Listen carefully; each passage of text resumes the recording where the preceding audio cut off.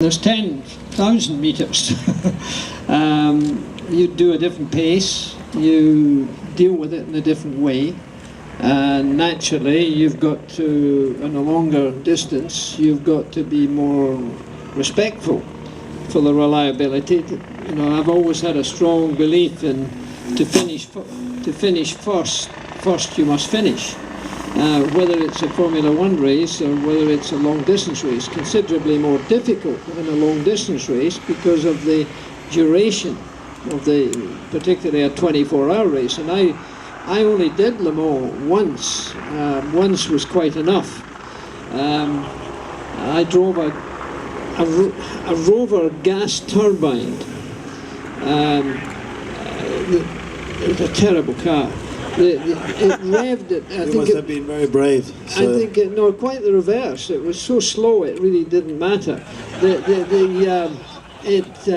revved, I think, to 82,000 revs.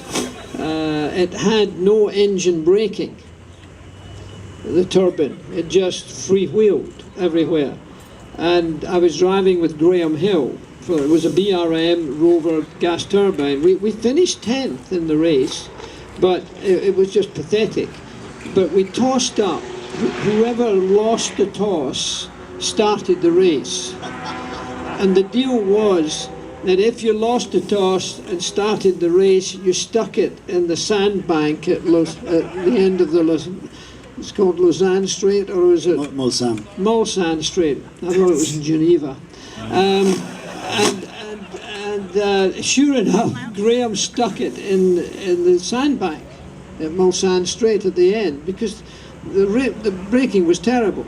Of course he didn't intend to do it, but he blunted all the blades of the turbine. So from that point on we were only able to race up to about 40,000 revs, which meant we were going very slow. But the bloody thing lasted the whole race. And in the end, I was driving at the end, and every 3 laps, Jochen Rindt, driving an LM, who won the race with Maston Gregory, an American, every 3 laps he lapped me. And he was one of my best friends, and we lived in Switzerland together almost. And out of his window, every single time he lapped me. What a bore. So that was the end of that. To hell with Le Mans. I thought it was a much better idea to go for the 100-metre sprint, and that's what Formula One is. So, you can't drive at 10 tenths for 24 hours. It's just not fair in the car, durability-wise. Of course, 10 tenths are different for some people, you understand.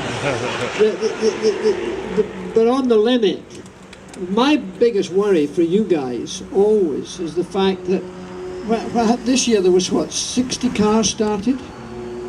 55 to 60 cars. Yeah, this year 60 cars. Right, well some of them have as many as 4 drivers and 5 drivers. 3 drivers, Sir Jackie.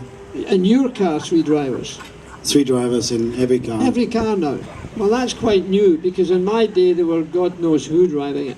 But anyway, it's difficult to find 60 times that number of cars starting the race. To multiply it by 3 is very difficult to find that level of driving, of skills. So going down the Mulsanne Strait in the rain at night with these guys, the GT40 that I qualified, we were doing 240 mile an hour down there, and the door broke my car, and it took off. A lot of guys have turned upside down. Mine took off, and luckily the door blew off, and the car came back down. But at 240 mile an hour, that was a good reason not to bother with Le Mans much more often.